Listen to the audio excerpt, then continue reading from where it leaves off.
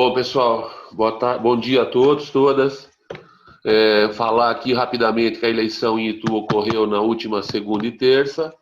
Tivemos vitória da Chapa 1 sobre a Chapa 2, oposição, racha aqui da diretoria, Marli à frente como encabeçadora.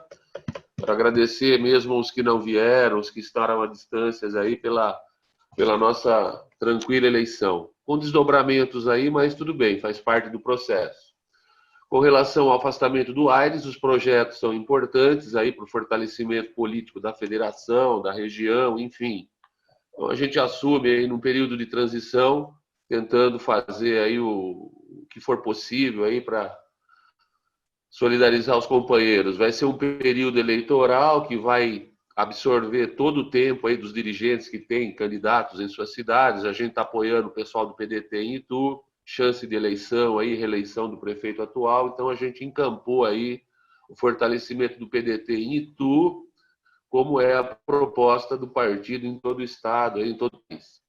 Então, fico à disposição dos senhores e senhoras aí nesse período, eu, Araquém, aí a estrutura mínima que a federação está tendo hoje como suporte, e nas provocações aí a gente tenta atendê-los aí, atendê-las da melhor maneira.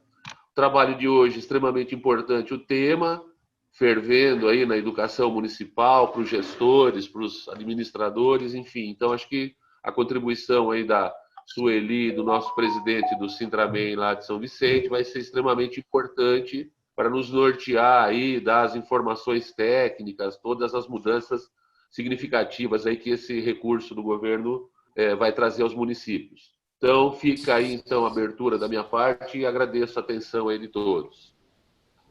A Sueli Silva é formada em Letras e Pedagogia, pós-graduada em Direito Educacional, Gestão e Supervisão Escolar e Docência do Ensino Superior.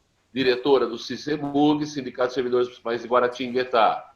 Roberto Sicarelli é o presidente do Sintramen, professor de História da Universidade Católica de Santos, pedagogo na Faculdade Dom Domênico do Guarujá, especialista em Gestão Pública em Educação pela Unifran, Universidade de Franca, presidente do Sindicato dos Professores de São Vicente e companheiro nosso de luta aí, tanto quanto a Sueli. Então, feitas as apresentações, a palavra está com os palestrantes aí. Fiquem à vontade. Bom dia a todos. Um bom dia especial ao presidente Aires Ribeiro. Na sua pessoa, aproveito para cumprimentar todos os presidentes dos outros sindicatos, né, do estado de São Paulo. Cumprimento também as pessoas que estão nos assistindo em todo o estado e no Brasil todo, os filiados dos sindicatos, da federação e dos sindicatos não federados também. Agradeço nessa oportunidade o convite para moderar essa palestra sobre um assunto tão importante, tão pertinente, né? Atualíssimo, que nós acompanhamos nos últimos dias a votação na Câmara e no Senado, do novo Fundeb, assim denominado por entrar no lugar de forma permanente do Fundeb antigo, que era provisório, e agora nós temos esse fundo tão importante para o desenvolvimento da educação de forma permanente, a partir desta votação, e recebo o colega, professor Roberto Sicarelli Filho, para um bate-papo sobre esse assunto. Bom dia a todos. Passo a palavra para o professor Roberto. Bom dia a todos e todas. É mais, vamos dizer assim, vivência do que especialidade. Tá? O Fundeb, a gente tem sempre que começar com ele, com os marcos legais, porque ele não é a única verba da educação. E o marco legal é a Constituição de 1988, através do seu artigo 212, que estabelece que 25% da arrecadação do município tem que ser utilizado na educação. Em 96, com a década da educação, o pessoal criou o Fundef. O Fundef, ele tirava desses impostos municipais, estaduais e federais só 15% e só financiava o ensino fundamental, porque o nosso sistema educacional é dividido em 3 partes: o ensino infantil, né? O ensino básico é dividido, vai do 0 aos 17, mas ele é ensino infantil, ensino fundamental, anos iniciais, ensino fundamental, anos finais e ensino médio. Isso tudo, só os anos iniciais e os anos finais do ensino fundamental era financiado pelo Fundef. Em 2007, cria-se o Fundeb, então ele tem que financiar do 0 aos 17. O Fundeb, todo mundo trata como um dinheiro novo, como um dinheiro que tem que ser, que vem para a educação. De verdade, ele não é dinheiro novo, ele é uma relocação do dinheiro que já existe. E cria a obrigação de se gastar com a educação. Tá? A partir da lei 11.494, ela determina aonde tem que ser gasto, como tem que ser gasto. E, em 2007, cria-se um dispositivo que é importantíssimo, que ele quase saiu nessa nova reforma, que é o CAQ, o CAQ, é o custo aluno qualidade. O que é o CAQ? O CAQ é a soma de todo o custo de uma sala de aula, de uma escola, de uma rede de ensino, dividido pelos seus números de alunos, pelo seu número de alunos, e esse custo determina o valor de um aluno com qualidade na escola.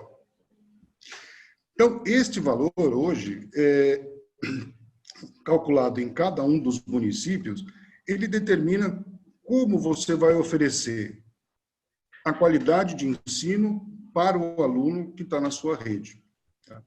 Isso foi muito discutido. Em 2010, na Conferência Nacional de Educação, ele passa a ser um índice importantíssimo e considerado para os cálculos, porque como é que funciona o Fundeb, quer dizer? Ele funciona da seguinte maneira: 20% dos impostos municipais, estaduais e federais são retirados para um fundo. Pega-se o número de alunos do ano anterior do seu censo. Então, todos os anos, os alunos são registrados no censo e pega esse e divide pelo número de alunos. Esse valor de ponderação de cada modalidade de ensino forma o que você tem que receber. E, diferente do Fundef, arrecadava-se o fundo, depois passava, gerava sempre um resíduo. O Fundeb, ele é em tempo real. Conforme vai arrecadando, o Estado e o município têm que ir separando. E ele é repassado para o município em 3 parcelas, 10, 20 e 30. Essa regularidade do dinheiro caindo na conta é importantíssimo. Por quê? Porque o município tem condições de planejar e programar o gasto desse dinheiro. Tá? Muito se discutiu com relação àqueles 25% constitucionais. O Fundeb é a parte ou faz parte? O Fundeb faz parte. Porque as verbas da educação, elas são compostas da seguinte maneira. Fundeb, 25% tem que ser gasto, 20% dos impostos sai para o Fundeb. Dos impostos municipais, 25% é colocado numa conta, e dos impostos municipais e estaduais e dos impostos municipais tem que criar uma conta 5%. Todos nós aqui somos presidentes de sindicatos municipais ou diretores de sindicatos municipais. Quantos de nós sabemos quanto está depositado na conta 5% do nosso município? Todos os municípios possuem essa conta.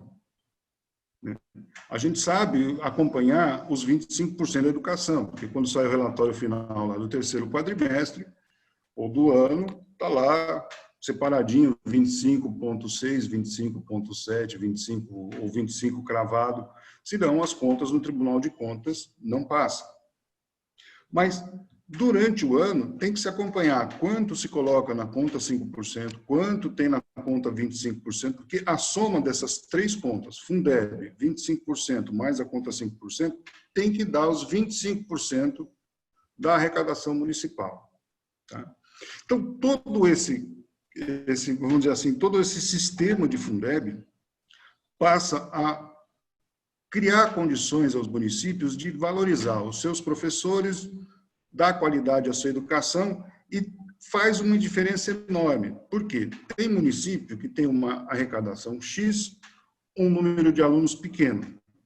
Ele manda mais para o fundo e retorna pelo número de alunos menos.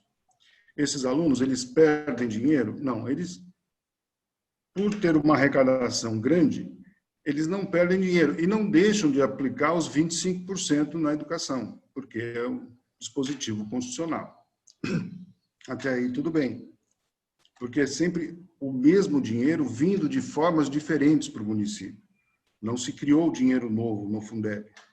Essas arrecadações são vindas de impostos que já existiam. Então, é uma regulamentação desse gasto. Muito bem. Só que alguns municípios mandam muito pouco para o fundo e, na hora de dividir para a sua rede municipal, eles recebem mais. Tá? É o caso de vários municípios, é o caso de quase a totalidade dos municípios de São Paulo. Quando o município recebe menos e não atinge o valor aluno-ano, que é um valor determinado pelo cálculo do CAC, o que acontece? A União tem que vir com a complementação desse dinheiro. Em municípios do Norte, Nordeste e muitos de Centro-Oeste, o que ele arrecada e o que ele gasta é muito pouco. Não atinge o valor mínimo, que hoje está em torno de R$ 3.600.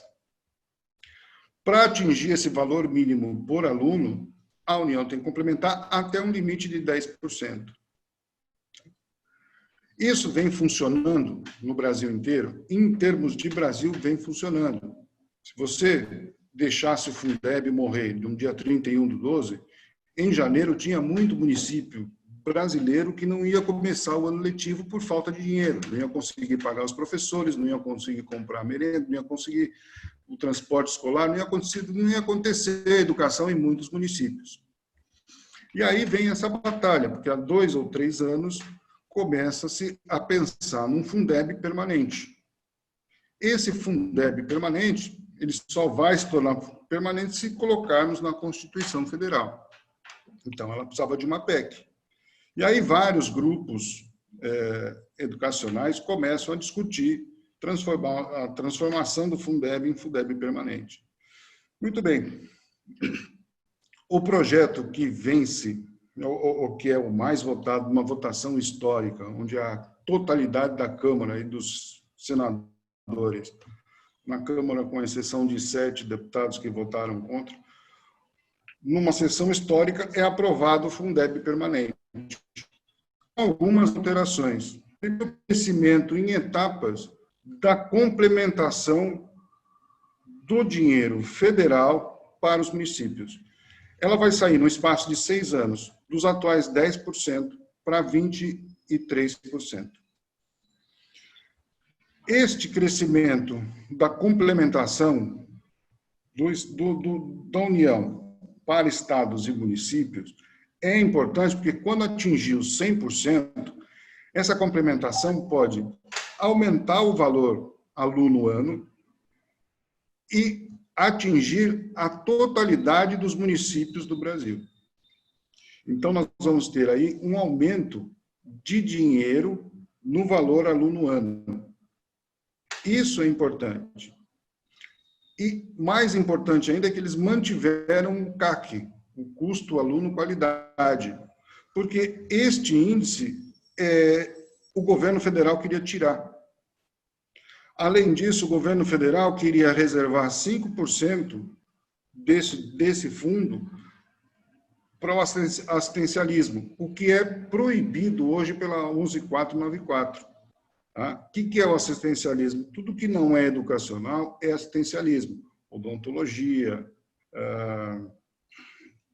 essas coisas que, vamos dizer assim, não fazem parte do processo educativo do aluno. Então, o governo queria bancar parte do seu sistema, do seu programa assistencial com o dinheiro do Fundeb. Ainda bem que a Câmara não deixou. Aí, o que acontece? Aí, nesse ponto, agora eu sou um pouco pessimista. Por que um pouco pessimista? Criamos uma emenda constitucional. Votamos, aprovamos, ela mantém os dispositivos do Fundeb, ela despeja uma parte maior dos impostos na educação, mas não vai solucionar o nosso problema enquanto não sair a regulamentação por lei. Porque a 11.494 ela deixa de existir em 31 de dezembro, ela perde a sua validade porque ela tinha um tempo de duração.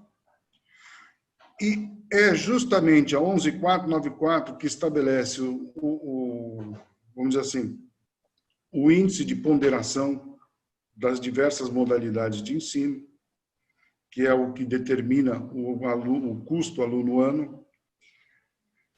É ela que regulamenta a fiscalização do Fundeb através dos conselhos de acompanhamento do Fundo de Desenvolvimento do Ensino. É a 11.494 que regulamenta uma série de outros, vamos dizer assim, toda a transparência do Fundeb é a 11.494 que regulamenta. E como foi transformado em emenda constitucional, toda essa regulamentação tem que ser feita novamente. E rápido. Até dezembro, essa regulamentação tem que estar pronta. Porque enquanto não sair essa regulamentação, a emenda constitucional não se aplica. Ora, se o governo federal tinha tantas reservas e tantas mudanças para fazer na PEC, enquanto era PEC, qual é o interesse deste governo federal em aprovar a regulamentação da PEC? Então, mais uma vez, o Senado e a Câmara vão ter que assumir essa responsabilidade, apressar isso e fazer essa regulamentação para que em 2021 o governo federal seja realmente obrigado a entrar já com os 12% de complementação nos municípios e nos estados. Que a gente monte nos municípios os nossos conselhos. A gente pode aproveitar o conselho da 11.494 se a regulamentação permitir? Sim, mas se não houver regulamentação, qual é a cidade desse conselho? Então, os conselhos municipais de educação, os municípios que têm conselhos municipais de educação, podem assumir essa responsabilidade de fiscalizar o Fundeb enquanto a regulamentação não sai. Mas e os que não têm? Como é que vai ser esse acompanhamento do Fundeb? Porque é o que eu falo, é em tempo real, um dinheiro que vem em 3 parcelas, 10, 20 e 30, e que muitas prefeituras, como a gente conhece, como a gente sabe que acontece, realocam esse dinheiro e depois devolvem esse dinheiro para a dotação do Fundeb. Porque muitos municípios dependem do Fundeb até para sobreviver. E secretário de Fazenda faz mágica com os números.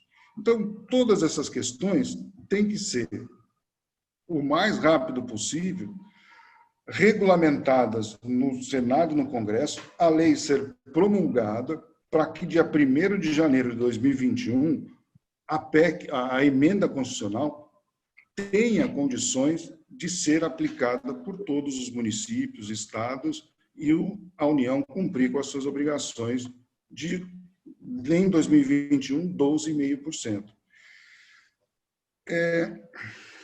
Roberto, posso fazer só uma parte aqui? Pode, eu vou só parar agora, aí a gente abre para as questões, porque tá bom. É uma coisa muito complexa e foi muito resumido. Tá joia. Então, assim, só para a gente sintetizar esse primeiro momento da sua fala, cabe a nós agora, como coube aí durante a PEC, né, do novo Fundeb, fazer uma pressão popular, né, exigir dos nossos representantes na Câmara e no Senado agilidade na implementação dessa lei, né, dessa regulamentação, para que em janeiro de 2021 nós tenhamos uma regulamentação total da verba do Fundeb para o próximo, agora não é mais decênio, né? Agora de forma permanente. Então, cabe a nós essa pressão. Você acha que é o papel do sindicalista, do cidadão, de todas as pessoas atrás dos seus representantes pedirem essa atuação? Entendo que sim, Sueli. Entendo que essa luta nossa, ela não acaba nunca, ela não descansa nunca. Né? Uhum. Ao mesmo tempo que a gente está lutando pelo que o Fundeb seja regular, fosse permanente, a gente está lutando pelos nossos direitos que estão para ser retirados assim do dia para a noite. A reforma administrativa ela fere todos os princípios do serviço público e ela vai acontecer se a gente deixar. Então, a gente não pode descansar. Ao mesmo tempo que estamos lutando contra a reforma administrativa, a gente lutou pelo Fundeb se tornar permanente. Ele se torna permanente, mas ele tem que ter uma regulamentação. Então, as lutas vão se embaraçando e no pior momento da vida da gente, né? Por que pior momento da vida da gente? Porque a gente está passando por um momento, eu, por exemplo, há 35 anos que eu trabalho, eu nunca parei tanto tempo na minha vida. Nos primeiros 4 meses da pandemia, eu fiquei trancado em casa, eu quase enlouqueci. Porque eu nunca deixei de trabalhar. Eu sempre tive, como professor, eu sempre tive 2, 3 empregos. Eu trabalhava das 7 da manhã às 11h30 da noite. Aí, um período, eu parei de trabalhar para ter um pouco mais de descanso, para conhecer minha família. De repente, eu fico 4 meses em casa. Eu passei a conhecer meus filhos, que já são grandes, passei a conhecer minha mulher. Estou até gostando da minha sogra, que mora comigo, adoro a minha netinha. Então, é um momento, e tudo isso a gente recluso em casa, toda essa luta, a gente fica desmobilizado. Quando que a gente imaginou que a gente ia fazer uma reunião da federação dessa maneira que a gente está fazendo?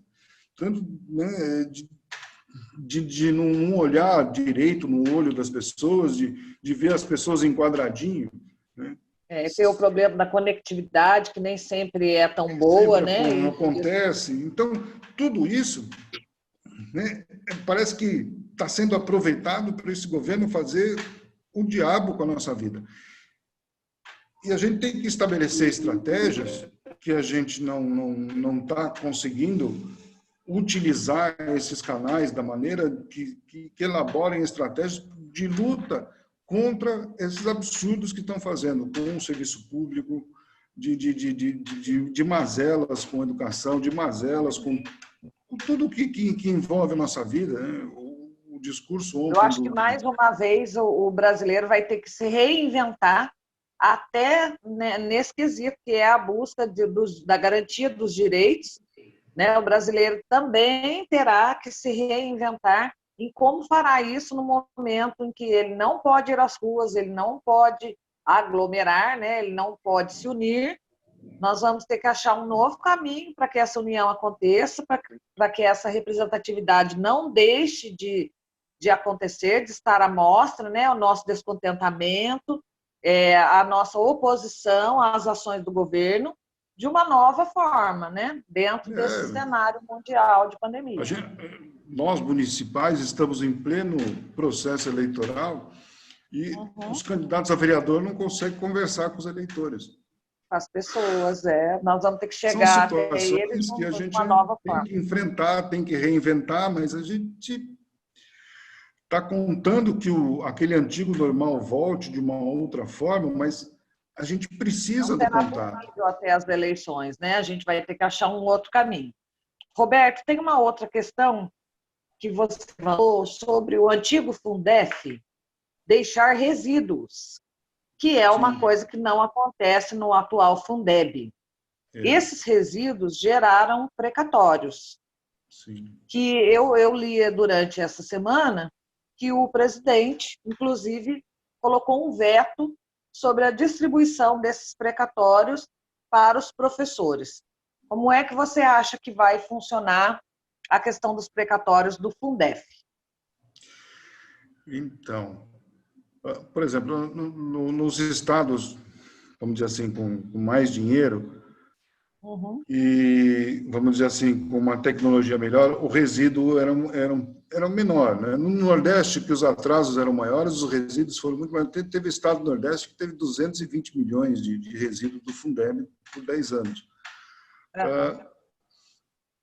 Agora, o que significa isso? Se tem um resíduo e tinha uma regra que 40%, até 40% tinha que ser gasto com o professor, o município, quando receber esse dinheiro, ele tem que repassar esse dinheiro para os professores, até pela regra que existia na época. Uhum. Agora, assim, nesse país, tem que passar, a regra existia na época.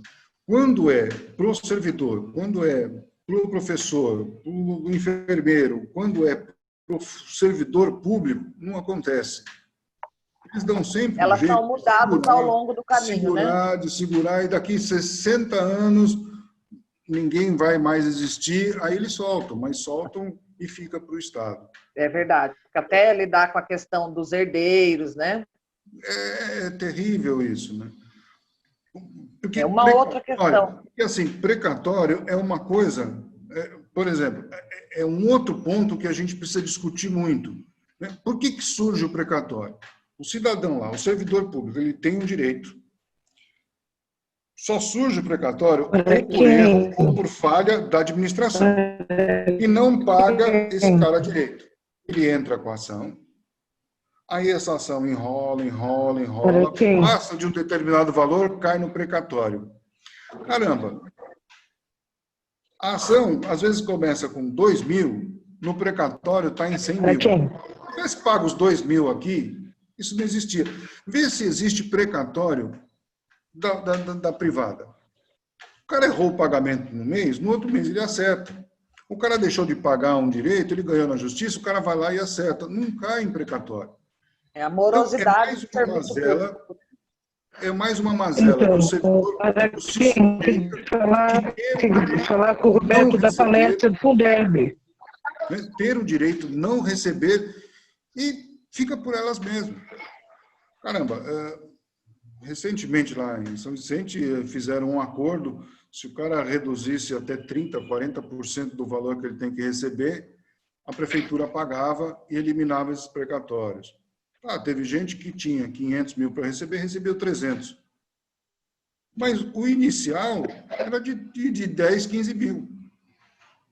Então, é coisa que, sabe, atrapalha o serviço público, atrapalha o servidor, desvaloriza o servidor, mas esse tipo de problema a sociedade não enxerga. Né? Quando se fala em reforma administrativa, o que acontece?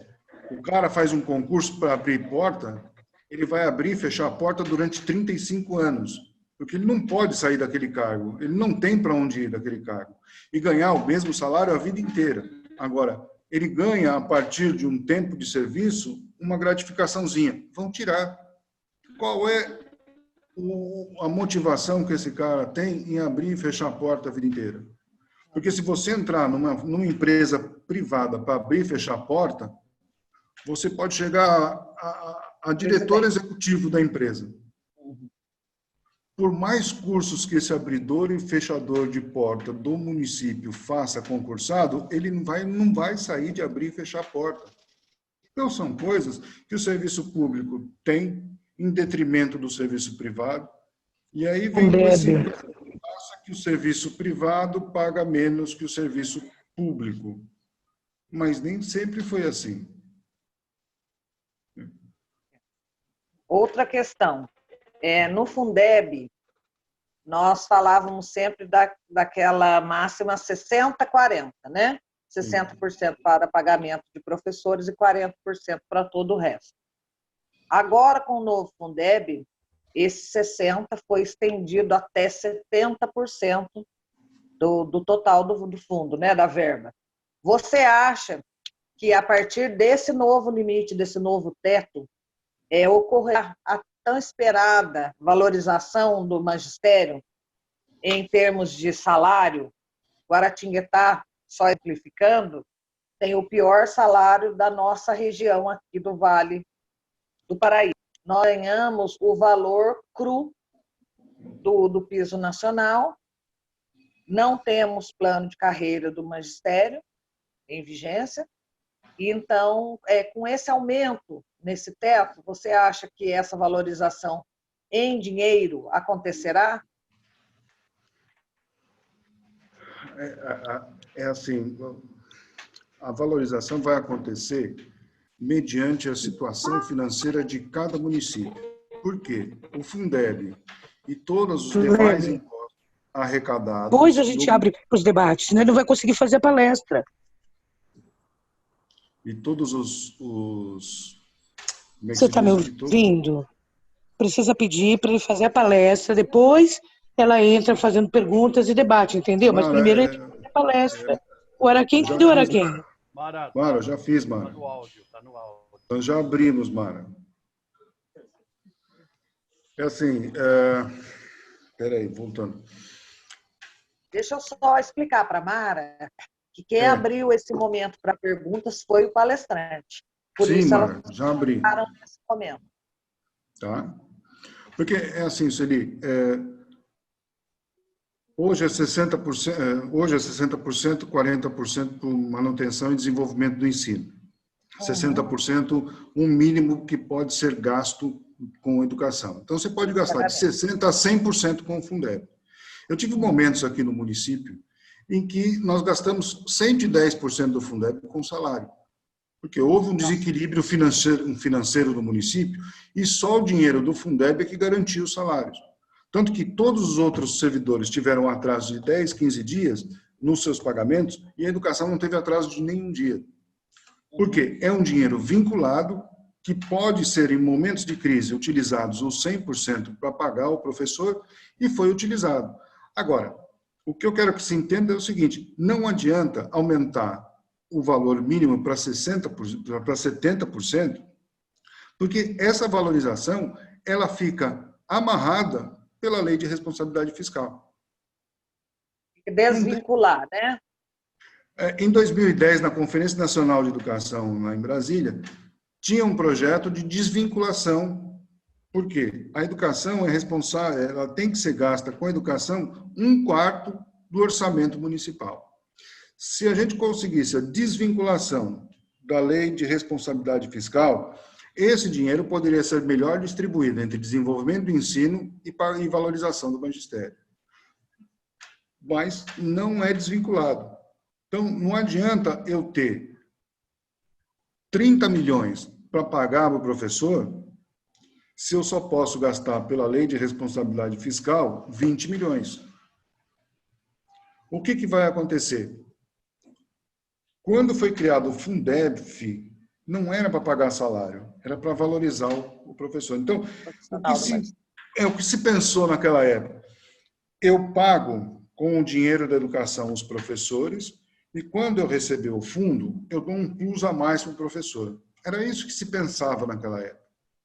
Hoje, eu pago o salário com o Fundeb e complemento o restante que falta com o dinheiro da educação, né, com o restante dos 25%.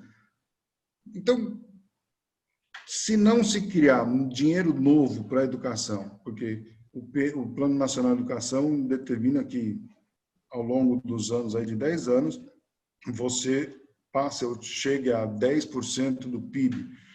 Nós não gastamos 5 ou 6% do PIB com a educação nos últimos 10 anos. Teve ano que a gente chegou a 3% do PIB. Ou seja, para se chegar aos 10%, a gente precisa criar dinheiro novo. Dentro dessa discussão, por exemplo, a gente só separa partes de impostos. Existia um projeto que pegar 15% de taxas e contribuições. Aí sim, você acresceria no total do Fundeb ano uma soma de 50%. Só tirando de taxas e contribuições. Mas esse projeto não passou, morreu, arquivaram, ninguém se preocupa com isso. A desvinculação da folha de pagamento dos professores do gasto de uma prefeitura não seria o caminho para que a gente tenha uma melhoria no salário. Entendo que deveria ser bandeira de todo o sindicato, bandeira de toda a categoria. Né? Essa desvinculação, não é? Essa desvinculação. Isso seria fundamental, mas teria que ser uma mobilização geral da categoria e dos sindicatos por conta disso. Porque só uma educação independente, com um professor valorizado, com o respeito ao CAC, que é o custo aluno qualidade, é que a gente vai ter uma educação melhor em São Vicente, melhor no Brasil. Porque se a gente olhar para algumas profissões, por exemplo, o engenheiro, quando a tecnologia chegou para ele com 2 ou 3 cliques ele faz uma planta. O advogado, hoje, 90% dos processos deles é tudo online. Se ele não dominar a tecnologia, ele não vira. A medicina deu um salto gigantesco com a tecnologia. Hoje, um médico ele não dá o diagnóstico se ele não vê uma ressonância magnética ou se ele não vê alguns exames complicadíssimos com máquinas maravilhosas da tecnologia. Qual é a tecnologia que chegou na educação? Ainda estamos tirando essa situação que nós estamos agora, que foi uma situação que pegou a todos de surpresa, né, que a escola pública não tinha estrutura nenhuma para lidar com esse ensino remoto, nós não temos mesmo a tecnologia presente na aprendizagem do aluno. É uma realidade brasileira. O professor teve que levar a escola para a casa dele, usar os seus equipamentos, os seus aparelhos. As prefeituras não estavam preparadas, não colocaram plataforma suficiente, nem asseguraram o acesso de todos os alunos. Metade ficou no online, a outra metade ficou no papel.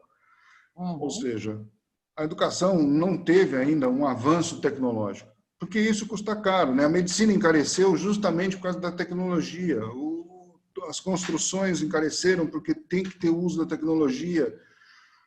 Tudo que é tecnológico, ele é caro. Sem o apoio da tecnologia, esses avanços não teriam acontecido, né? Se hoje a gente consegue um diagnóstico preciso, vamos dizer, a 100% de uma doença, através de um exame de tomografia ou de ressonância, é graças ao avanço da tecnologia, né? Coisa que não aconteceu na educação. Então, hoje nós teríamos uma série de recursos educacionais se nós tivéssemos à mão o uso da tecnologia, né? Nós poderíamos ter acesso a 1 milhão de novas técnicas educacionais que hoje nós estamos restritos ainda ao GIS e ao quadro negro, infelizmente.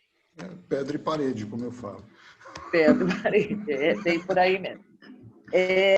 Professor, você pode pontuar para a gente mudanças significativas entre o antigo Fundeb e o novo Fundeb? Roberto, você além das já citadas?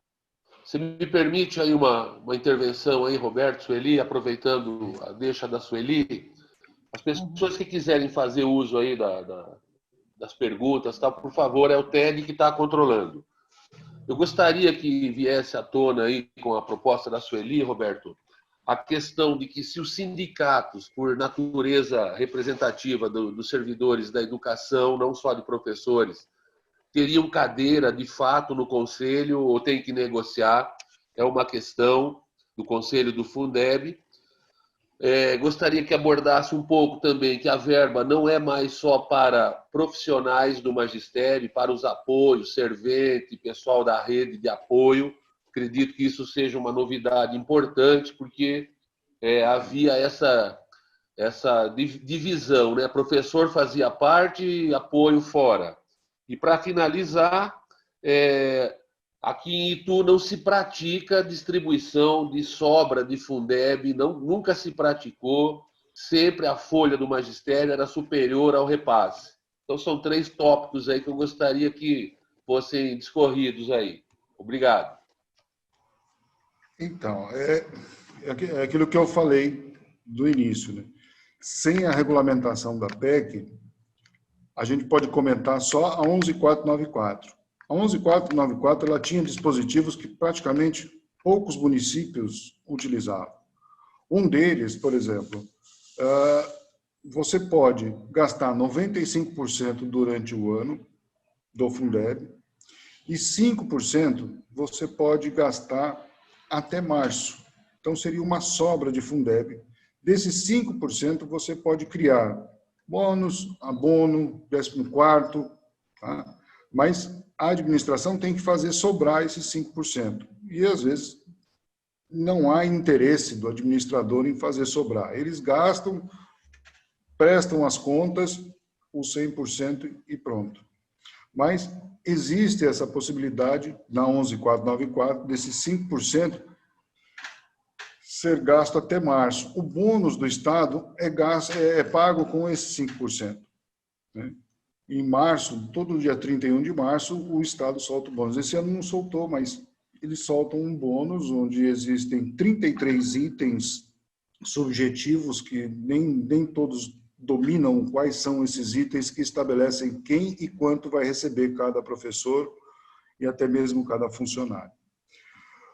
No Fundeb, na PEC, na emenda constitucional, foi criado 70% com o pagamento de salário mínimo de 70% com o pagamento de salário dos professores, podemos chegar até os 100%, mas o ideal seria gastar os 70%, 15% para o MDE e 15% desses 30% que sobram, 15% você pode criar gratificações para os trabalhadores da educação. Porque, de verdade, você tem na educação os profissionais e os trabalhadores. Os profissionais são os professores, equipe de suporte pedagógico, diretores, coordenadores, até os que estão afastados na SEDUC, na estrutura da SEDUC, com exceção da secretária de Educação. Esses são os profissionais da educação. Vamos dizer assim, os trabalhadores da educação, que vai do inspetor, secretário, assistente administrativo, limpeza, essas pessoas, lá atrás se pensava que esses trabalhadores também precisavam ser, vamos dizer assim, formados não, vamos dizer assim, com uma formação mínima, através de cursos preparatórios, de curta duração, cursos em serviços, na parte pedagógica, porque eles acabam atendendo os alunos também. Às vezes, um aluno tem mais identificação com o vigia da escola do que com o professor ou com a diretora. Ele tem mais afinidade com a merendeira que serve a comida para ele todo dia do que com o professor. Ele conta segredos para a merendeira. E como que esse pessoal, que às vezes é de ensino médio e fundamental, que fazem um concurso, não tem um preparo pedagógico, como é que eles estão para atender essas crianças? Só o carinho não é o suficiente, eles têm que ter um preparo pedagógico. Então, o Fundeb também poderia ser utilizado para preparar esse povo, para auxiliar junto à comunidade, porque muitas vezes esse pessoal é da comunidade, eles poderiam ser a ponte entre a escola e a comunidade, junto com a direção, junto com os professores. Agora, tem uma coisa que a gente chama muito a atenção. A profissão, a carreira do professor, ela é muito confusa.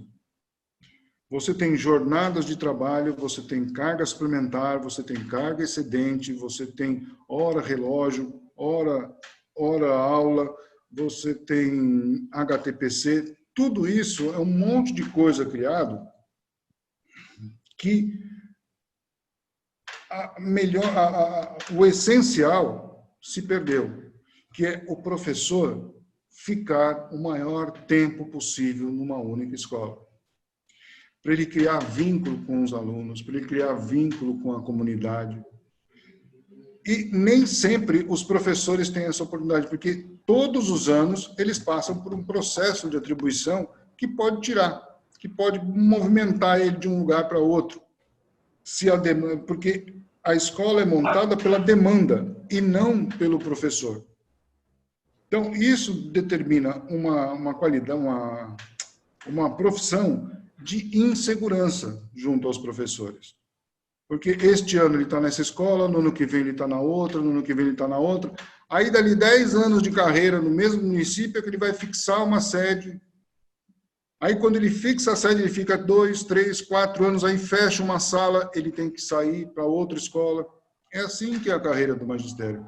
Não é uma coisa permanente, duradoura, que que crie vínculos, né?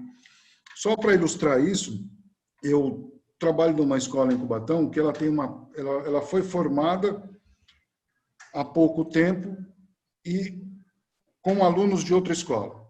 As diretoras não vão mandar os seus melhores alunos para a escola nova, ela vai mandar aquilo que ela tem de pior, aquilo que ela tem de problema. Então, esses alunos problemas criaram uma fama na escola. Ao mesmo tempo que essa escola criou essa fama, nós tivemos 13 diretores diferentes, num espaço de 15 anos. Ou seja, ninguém da comunidade consegue se identificar com a escola, porque a escola é a cara do diretor. Os professores estão sempre sendo mudados, trocados. Então, a escola tem uma fama, vai viver da má fama, e hoje o grupo que está lá faz um excelente trabalho, mas não é reconhecido pela comunidade. Então, é assim, agora, essa questão de que você tem que trabalhar, né, para valorizar o seu professor, para valorizar as coisas que têm que ser valorizadas dentro da educação, para colocar a tecnologia.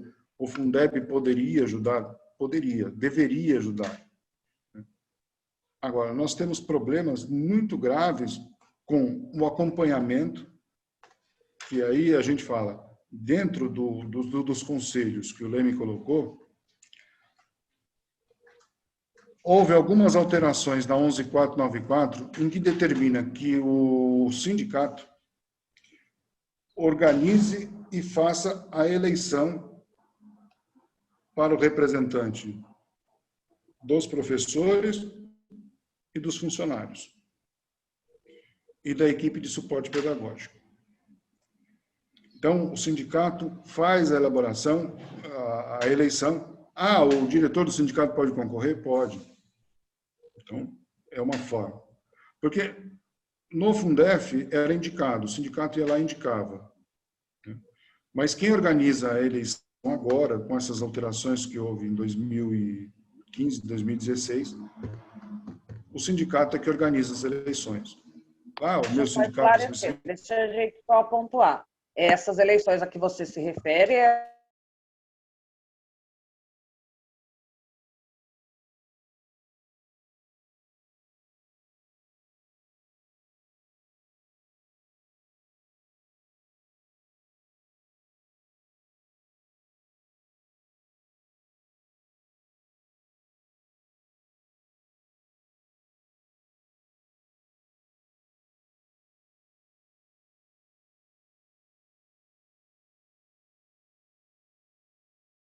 de Contas, do Banco do Brasil, do Portal da Transparência do Tribunal, do Tesouro Nacional. Ele tem que acompanhar o quanto vem para o seu município, ele tem que receber os balancetes analíticos, ele tem que questionar todos os investimentos que a prefeitura faz mês a mês, fornecer pareceres e controlar quem está ganhando pelo Fundeb. Se um professor está afastado em outra secretaria e está na folha do Fundeb, ele tem que mandar tirar. Agora, a fiscalização do Fundeb, ela tem um certo, vamos dizer assim, limite. Né? Que limite é esse? Como ele é fiscalizador, nas reuniões do conselho, todos os erros que ele encontra, ele tem que indicar os erros e apontar para resolver. O órgão que tem que resolver, se é a Secretaria da Fazenda, se é a Secretaria da Educação, se é o RH que tem que resolver, ele tem que apontar. Aponta o erro. Não foi corrigido, ele pode pedir reunião extra ou esperar a reunião do próximo mês e fazer a ressalva na ata, fazer por escrito a indicação de resolver o problema, coisa e tal. Se a prefeitura continuar insistindo no erro, ele pode procurar os canais competentes, né? Desde da Câmara Municipal, através dos vereadores, ou Ministério Público, ou fazer a denúncia até o Ministério da Educação. É muito raro chegar essas reclamações ao MEC, né? Mas pode ser que aconteça se a prefeitura insistir nos erros. Os erros mais comuns são pagamento de pessoas que não podem receber pelo Fundeb, obras que são feitas com dinheiro do Fundeb, mas não tem o gasto, às vezes superfaturada ou subfaturada, é uma coisa de maluco, né? A comprovação de gasto da manutenção e desenvolvimento, porque assim, o que pode gastar com esses 30%, que vão ser 30% e hoje é 40%? Tem um artigo 70, é o que pode gastar, que está na LDB 9394/96. Lá tem listado onde pode ser gasto esse manutenção e desenvolvimento do ensino. E o artigo 71 fala que não pode ser gasto. Geralmente, alguns prefeitos dão um deslize de gastar, de infringir esses artigos uma vez ou outra, mas facilmente corrigido. Quando ele não corrige, aí cabe a denúncia. E o Conselho de Acompanhamento do Fundeb, ele é fiscalizador. E ele pode ser colocado no município como parte do Conselho Municipal de Educação. Porque os conselhos... Era a pergunta do Lemes, da obrigatoriedade do sindicato estar presente no Conselho Municipal de Educação. Porque é assim, os conselhos municipais de educação, eles surgiram nos moldes dos conselhos civis, né? O que é um conselho civil? Você montava um conselho, então você colocava todos os representantes do Conselho Civil dentro desse conselho e chamava de Conselho Municipal de Educação, chamava de Conselho Municipal de Saúde, Conselho da Juventude, isso e aquilo. Tá. Quando a LDB é feita e cria-se o Conselho Nacional de Educação, o Conselho Estadual de Educação e o Conselho Municipal de Educação, esses conselhos eles têm uma finalidade diferente dos conselhos civis. A gente conseguiu fazer a alteração no nosso conselho aqui em 2017, em que a gente transformou o Conselho Municipal de Educação em quase no mesmo molde que o Conselho Nacional de Educação. Nós estabelecemos três câmaras, a Câmara Legislativa, a Câmara Pedagógica e o Conselho Pleno, que neste Conselho Pleno tem representatividade do CMDCA, da Câmara Municipal, de alguns segmentos da sociedade. Conselho Tutelar. Mas quem delibera, quem faz as indicações, são as duas câmaras, legislativa e pedagógica, porque elas são mais específicas. E nesse ponto, tudo a gente fez por indicação, e todos os segmentos que têm indicação, o sindicato indica. Então, eu tenho 4 conselheiros no Conselho Municipal de Educação. Praticamente, as decisões do conselho passam pelo sindicato. É importante ter essa participação do sindicato nos principais conselhos da cidade. Primeiro, não, que mas você tem as existe uma informações da cidade. legislação ou não? Oi? Existe uma legislação que garanta a participação do sindicato no Conselho Municipal de Educação? A legislação ela geralmente é feita pela administração e tem que ser negociada. Tá? Agora, a 11494 determinava a participação das entidades, primeiro por indicação, depois mudaram e por eleição. Então, você tem que fazer a eleição, o sindicato faz a eleição e indica os conselheiros eleitos. A outra questão que o Leme levantou... Só para encerrar, é que os conselhos eles vão ser regulamentados na PEC. Então, a formação desses conselhos PEC. Vão ter nova regulamentação.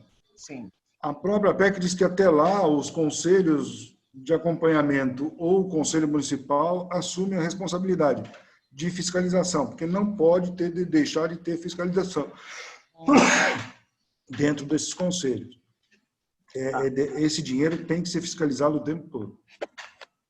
Uma outra questão levantada pelo Leme é sobre a inclusão nesse valor gasto com folha de pagamento dos demais profissionais da educação. Isso não acontece, né? Você citou a merendeira, o inspetor de aluno, o vigia, que às vezes o aluno tem uma identificação maior com esses profissionais, mas eles não fazem parte da folha de pagamento do Fundeb, né? O Fundeb é Então, exclusivamente para os que estão em efetivo exercício. Hoje, os 60% você não pode pagar. O mínimo de 60% tem que ser destinado à folha de pagamento do professor. E nem Dos no novo, 40%, dos 40%, você pode criar gratificações para esse povo, como o Estado de São Paulo faz. Ele tira desses 40%. Ou de outras verbas da educação, porque o Fundeb não é a única verba da educação. Tá? Na educação, você tem verbas vinculadas, que é o Fundeb, verbas permanentes, que são os impostos, o Fundeb vinculada mais a permanente, são os 25% constitucionais do artigo 212, e você tem aquelas voluntárias, que são os programas federais, os programas estaduais, que repassam dinheiro para salário educação, QES e outras verbas, né? O PAR, por exemplo, é um convênio maravilhoso, que ele te propõe a construção de escola, construção de coberturas de quadra, construção de quadra, aquisição de material. O PAR é uma maravilha e dinheiro é bom, entendeu? Mas o município tem que estar tudo em dia e fechar o convênio com o governo federal. Tá? Mas, então, são várias verbas e dentro dessas verbas, dentro da arrecadação do restante dos 25% do artigo 212, você pode, como é que se diz? Criar as gratificações ou melhorar o salário dos trabalhadores da educação. Nesse caso, são mas as não dentro dos 60% e agora 70%, né? E agora, a PEC, aliás, a PEC não, a emenda, ela determina que dos 30% do Fundeb novo, 15% pode ser colocado para esses profissionais. Então, ela E já é um avanço, estabelece é um ganho. no corpo da emenda. Tá? Ótimo. Mais alguma E nós pergunta? temos inscrições. Pode passar, Lemes, por favor. Eu não consigo visualizar. Nós temos o Branco, do PT, e nós temos o Eduardo Aires inscritos. Branco, vamos lá? Bom dia, Lemes. Bom dia, pessoal. Bom dia. Essa palestra está sendo muito ótima. Então, eu trouxe um professor que vai fazer umas perguntas aí, professor. Muito obrigado a vocês. Bom dia, pessoal. Meu nome é Silvio, sou professor da rede estadual e também presto serviço na Prefeitura Municipal aqui de Ouro Oeste, né? E na nossa cidade, no último mês, a prefeita cortou algumas oficinas, alguns projetos apresentados pelos professores que já existiam há anos, né? O Fundeb, ele teve algum corte de repasse, né, durante a pandemia? Essa justificativa dela de que os recursos são poucos para pagar os professores condiz com o repasse para a educação? É isso que eu quero saber, se houve algum corte pelos repasses aos municípios, né? Sendo que o nosso município aqui sempre teve, na região aqui, os salários mais bem pagos para os professores, né? Nunca houve a situação. Então, eu gostaria de saber nesse sentido. Houve algum corte de repasse para os municípios, alguma coisa durante a pandemia? Assim, não houve recorte, não houve corte no repasse.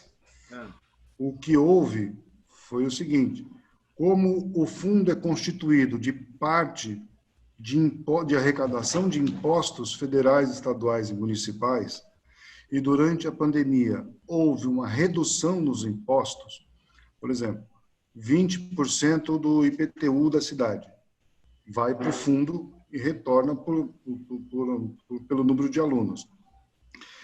Se o pessoal parou de pagar o IPTU, vamos dizer, 30% da cidade não paga o IPTU, então você vai repassar 20% dos 70% que pagou. Então, é lógico que há sempre uma redução. Quando há redução na arrecadação de impostos, você tem uma redução no valor. Isso aconteceu duas vezes, em 2009, aliás, em 2009, quando se projetou uma arrecadação e houve uma arrecadação menor, então houve uma diminuição no dinheiro do Fundeb, e 2012, também houve uma arrecadação menor, né, do que o previsto. Então, porque, volto a dizer, a arrecadação o Fundeb não é dinheiro novo, é proveniente de impostos e dinheiro que já existe. O município tira 20% dos seus impostos próprios, o Estado 20%, a União tira 15% e manda para o fundo. Aí volta de acordo com o número de alunos de cada município do censo anterior. Se houver queda na arrecadação, há queda no repasse, não é corte.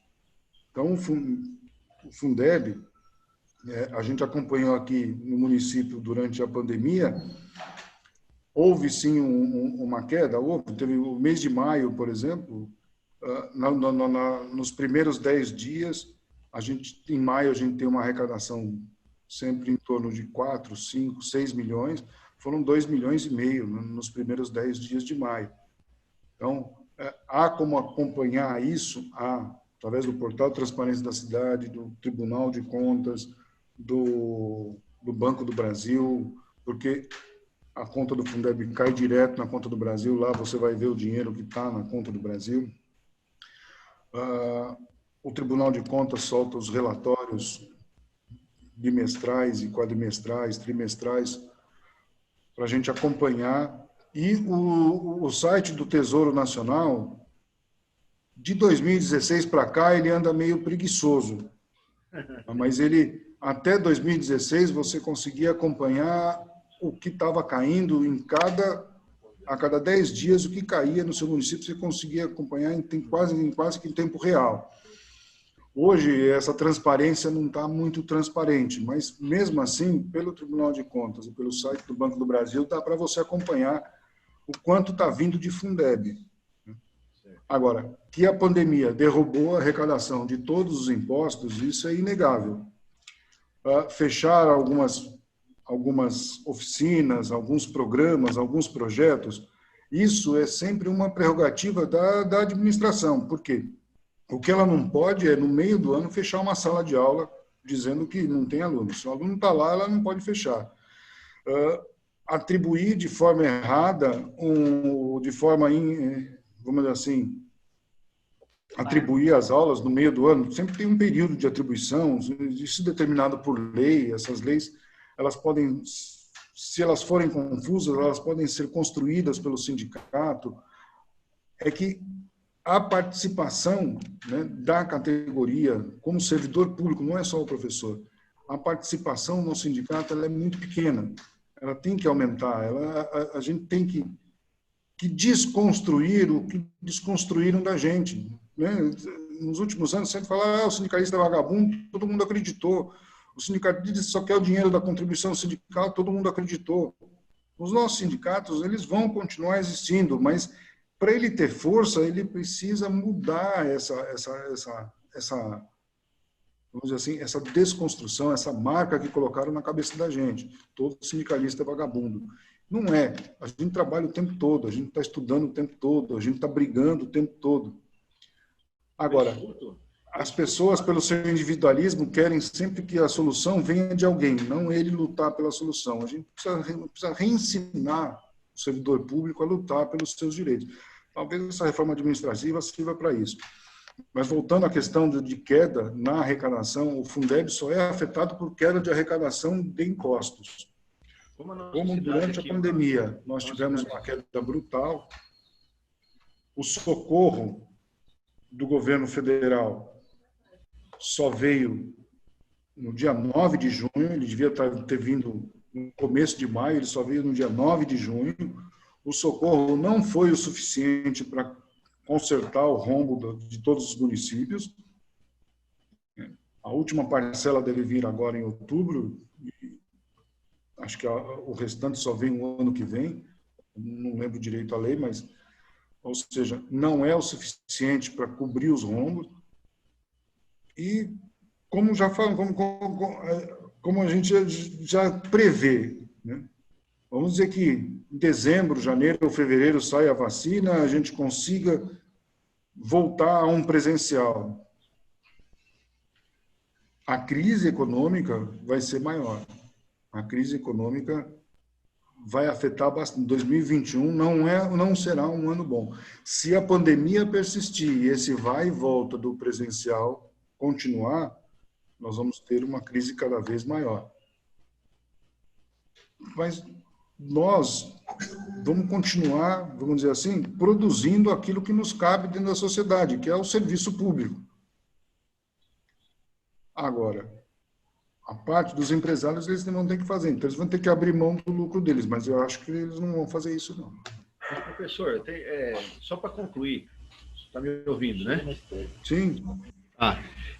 Aqui, por se tratar de uma cidade pequena, com uma área rural muito extensa, nós temos muitos alunos que usam o transporte público, a merenda escolar, muitos, né, café da manhã, almoço, depois que eles vão embora. Então, há muito questionamento na cidade.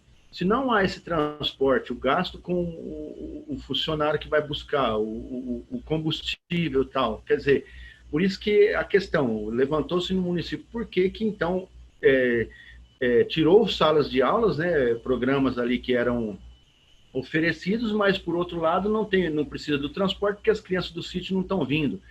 A merenda diminuiu bastante, né? Então, quer dizer, até oferecem um kit aqui de merenda, mas foram 1 ou 2 vezes só e a gente não teve o continuamento desse programa, né? Então, há muita questão na rua, por se tratar de uma cidade pequena. Ué, mas se não está tendo transporte, por exemplo, por que deixou de pagar o professor pela aula, né? Então, o Fundeb, ele entra também nessa questão do transporte escolar? Tá aqui, Artigo 70 da LDB. O que eu posso pagar com os 40%? Aliás, com o MDB, com o dinheiro do Fundeb, né? Remuneração de professor. Não, peraí, não é isso aqui.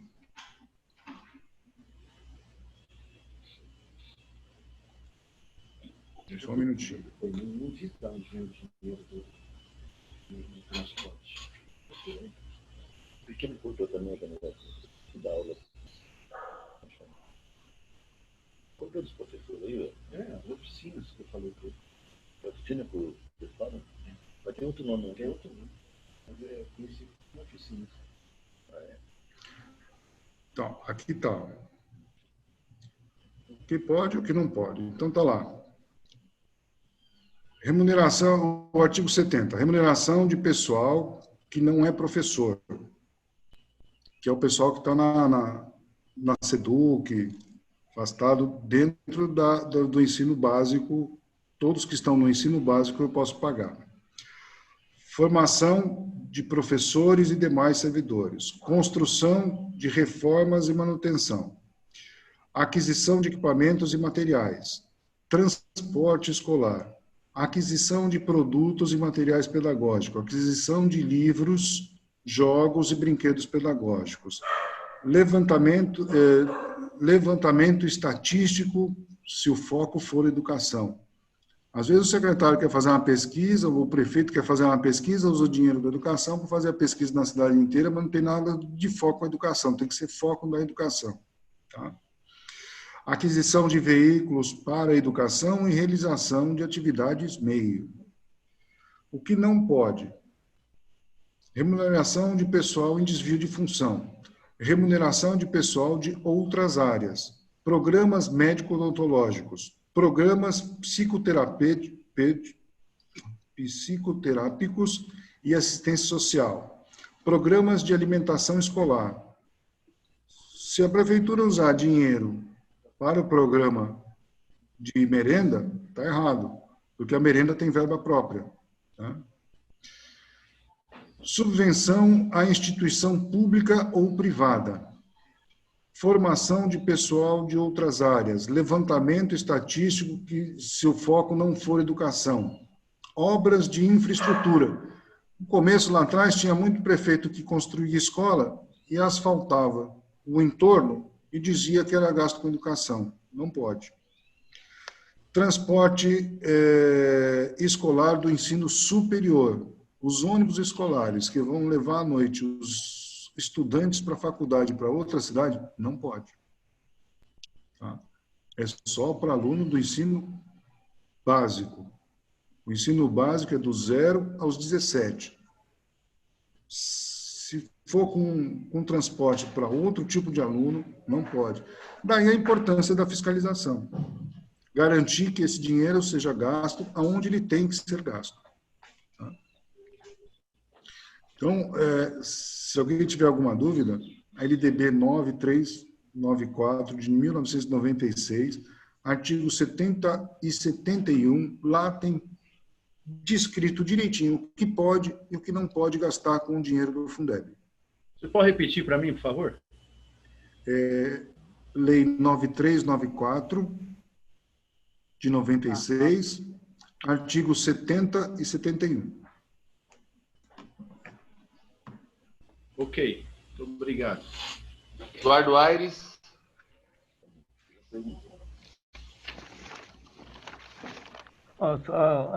Não é nem pergunta, né? Queria ter alguns comentários, né? Primeiramente, queria parabenizar a federação aí, fazer mais essa palestra importante de formação para nós, dirigentes sindical, né?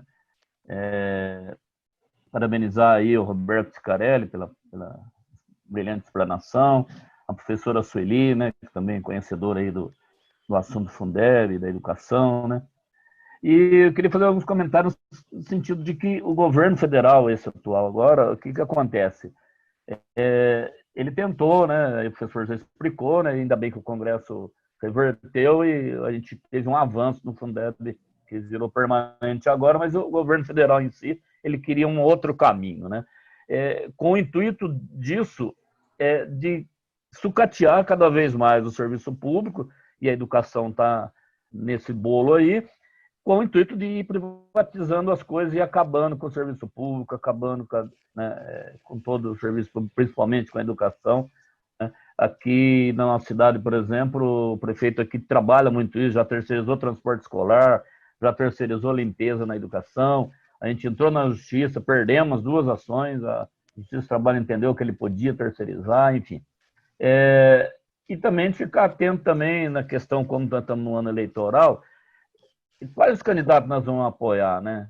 Em relação a esse trabalho, porque depende da mobilização do sindicato, depende da mobilização da categoria, mas também depende da boa vontade do gestor, do querer fazer do gestor, de uma Câmara Municipal, de uma Câmara de Deputados, que esteja realmente falando a nossa língua, né? Defendendo realmente a educação, defendendo o serviço público.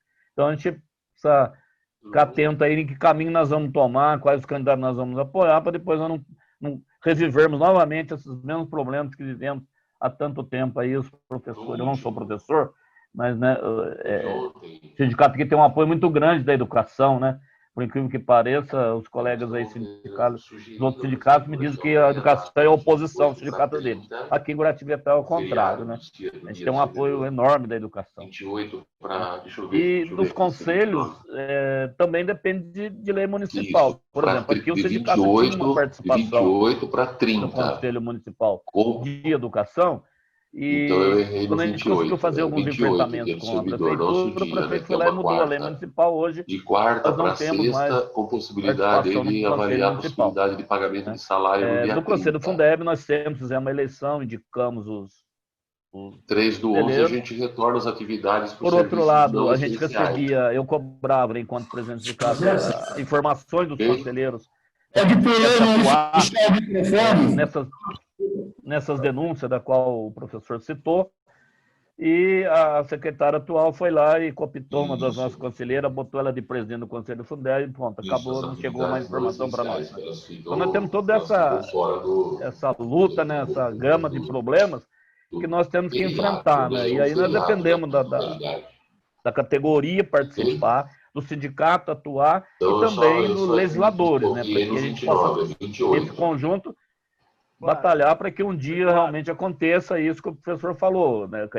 Desvincular a educação, fazer um trabalho específico com a educação, para que a gente possa, lá no futuro, ter uma educação de qualidade, de formação aqui no nosso país, né? Então, só esses comentários que eu queria fazer aí. Obrigado. Posso pegar um gancho aí, Iris?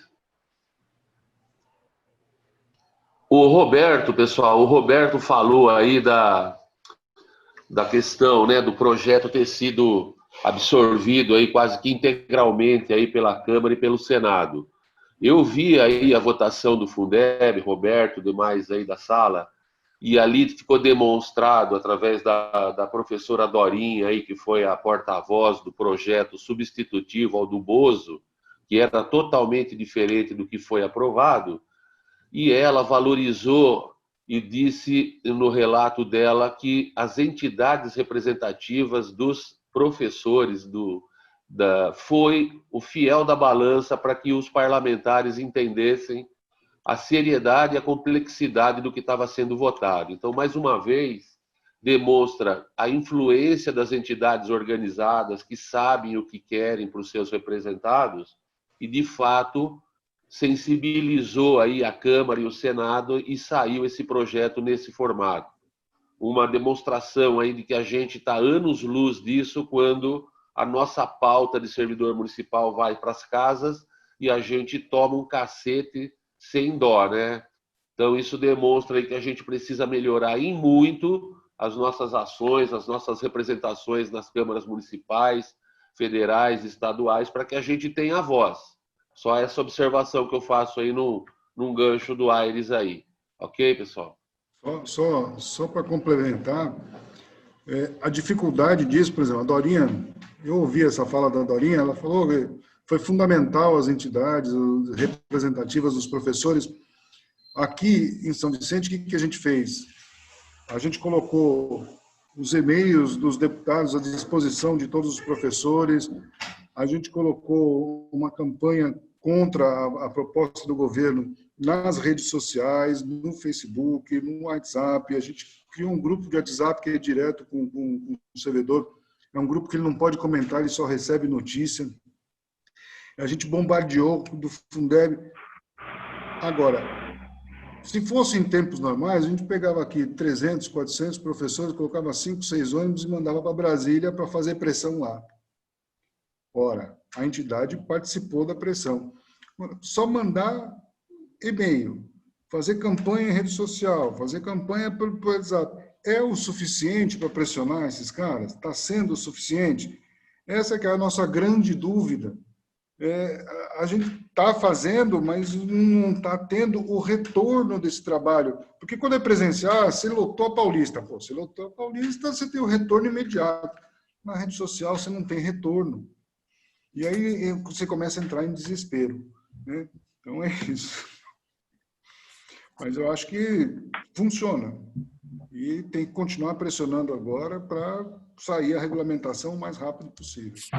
Mas uma regulamentação que siga os parâmetros do bom senso, como foi a PEC que foi transformada em emenda constitucional.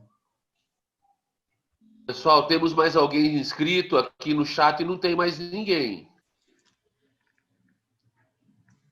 Mais alguém querendo abordar aí o tema, fazer algum questionamento? Eu gostaria de pontuar sobre essa questão do retorno das ações, né, das entidades sindicais ou das entidades representativas de classe, que nós vivemos um tempo tão atípico que esse retorno se dará de uma forma completamente diferente. Se antes a gente conseguia ter certeza que a nossa ação foi efetiva, com uma avenida lotada, com um estádio lotado, ou um local de votação com representantes nossos fazendo reivindicações, hoje em dia nós temos que analisar outros dados, né? Nós estamos no período de avaliar engajamento, o alcance das publicações, utilizar as técnicas que nós temos às nossas mãos, em mãos, né? Para poder patrocinar uma publicação que a gente deseja. Então, hoje, o retorno desse engajamento, desse pedido, dessa união, esse retorno é feito, se dá de forma diferente, né? Nós temos que ficar atentos a isso também para a gente não esmorecer, né? Não desistir, porque como a gente não vê de forma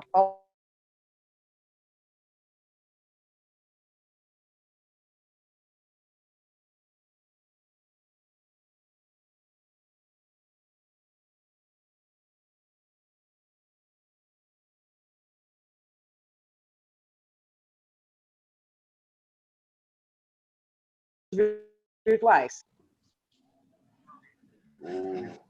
Roberto, você concorda com essa questão?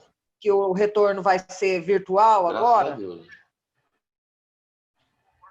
Deus. Assim, obrigado, cara. Depois a gente volta com aqui, você. a gente teve que colocar... Porque a discussão pelo retorno das aulas, até um mês atrás, todos os especialistas eram contra, porque a escola seria um foco da doença. Era um foco. De um mês para cá, os especialistas têm que voltar porque está prejudicando criança, a criança está... Se a gente fizer um paralelo, o nosso trabalho ele envolve aglomeração, né? Porque a gente tem que aglomerar nas assembleias, a gente tem que aglomerar na rua, a gente tem que aglomerar em frente à Câmara, a gente tem que aglomerar em frente à Prefeitura. É um trabalho de aglomeração, porque você tem que falar com o maior número de pessoas possível. Então, o nosso trabalho, eu acho que ele só vai voltar a um normal quando tiver a vacina. E eu falo com toda tranquilidade, nem que a vacina venha da Tailândia, eu vou tomar. Ela tem que ser tomada. Entendeu? Pode ser da Tanzânia. Se funcionar, tem que tomar. Entendeu? Porque não é possível, hoje em dia, com toda a tecnologia que a gente tem gente que ainda é contra a vacina. Né? Tanto que teve protesto disso. Né? A gente tem cloroquina, não precisa de vacina. Quer dizer, é um negócio de maluco isso. É um retrocesso à Idade Média. Né? Mas tudo bem. E entendo que o nosso trabalho ele depende da aglomeração e essa volta... Então, a gente vai ter que, até essa volta acontecer, a gente vai ter que fazer de uma forma efetiva, que a gente consiga ver o resultado do trabalho, não só depois que passou, mas durante o tempo que está acontecendo, fazer com que esse trabalho seja dimensionado de uma forma virtual, que você veja ele acontecer. E é isso que a gente não está conseguindo ter, por isso que dá um desespero de vez em quando. Mas, essa forma, eu acho que as pessoas que podem nos orientar melhor são os mais jovens, que têm mais assim, habilidade com a tecnologia, habilidade com as redes sociais.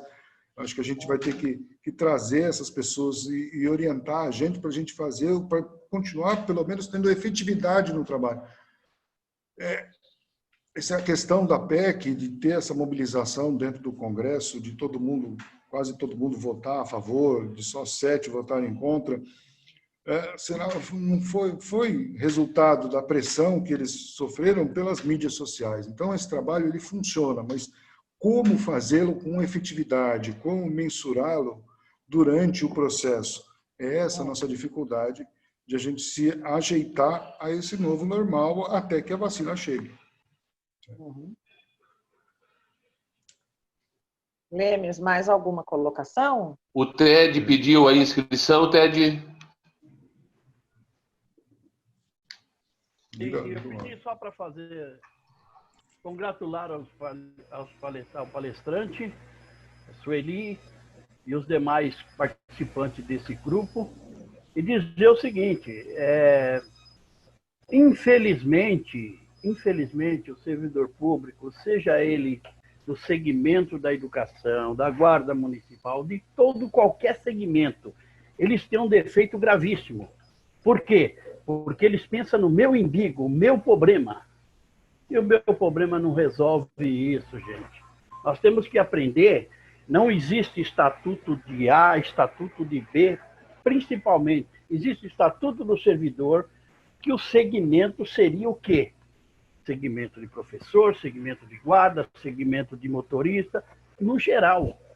Com o capítulo dentro do estatuto diferenciado para os professores, sim. Para os guardas municipal, sim. Para a saúde, sim.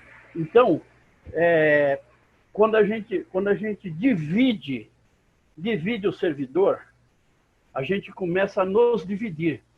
Então, o sindicato, num cômputo geral, está sofrendo em virtude das divisões. Tem lugar que consegue-se trabalhar em conjunto, mas a grande maioria não consegue. Por quê? Porque sempre tem alguém que puxa a sardinha para o seu braseiro e outro que puxa para lá. E a gente não consegue chegar num denominador comum. O que o Roberto disse, foi bem dito, que o servidor público, anteriormente, a gente ia para a rua, ia para as praças, e hoje estamos praticamente proibidos de fazer isso. Seríamos até marginalizados se o fizéssemos. Mas nós temos que fazer o quê? Nós temos que participar, nós temos que ir para a Câmara, sim, porque as câmaras estão abertas, nós temos que ir lá discutir, nós temos que ir a Brasília, nós temos que discutir no Senado, nós temos que discutir na Câmara dos Deputados, nós temos que discutir com a administração pública, principalmente. Então, quer dizer, isso é nossa obrigação. Mas a consciência dos nossos dirigentes tem que ter que todo mundo é servidor público e luta pelo ideal. Não adianta dividir a categoria. Era só isso e agradecer a todos pela participação e muito obrigado. Pessoal, o Aires ficou de retornar em virtude do não retorno dele. A gente está propondo aí um encerramento, não havendo mais ninguém inscrito. Há alguém ainda para fazer alguma observação com relação ao tema? Podemos propor encerramento aí, então, agradecendo ao professor Roberto, a Sueli, aos demais que participaram. O tema é extremamente importante. E o Roberto citou da complexidade, precisa ler LDB, precisa ler a nova emenda e a gente se familiarizar e assumir aí a representação que de fato a gente deve ter no Conselho do Fundeb. Então quero aqui agradecer a todos, principalmente aos palestrantes que ilustraram o tema com bastante brilhantismo e até a próxima. Saúde para todo mundo e muito obrigado pela presença. Obrigada, Lemes. Abraço para todos. Valeu, Robertão. Valeu. Obrigado a vocês pelo espaço. E vamos continuar lutando. Valeu aí, boa tarde a todos aí e a todas. Boa tarde a todos. Obrigada. Obrigada pelo convite. Foi uma honra poder participar dessa discussão, que deixou muito claro que as entidades sindicais são fundamentais e a consciência cidadã também exige que a gente participe mais ativamente do dia a dia das ações, sejam educacionais ou de quaisquer outras funções. Ok, Sueli, abraço. Obrigado, Leme. Obrigado, Leme. Vocês também. Essa parece foi muito importante. Logo vamos providenciar outra, porque quando finalizar o negócio do Fundeb, né? Valeu, gente. Obrigado. Boa sorte para todo mundo. Saúde.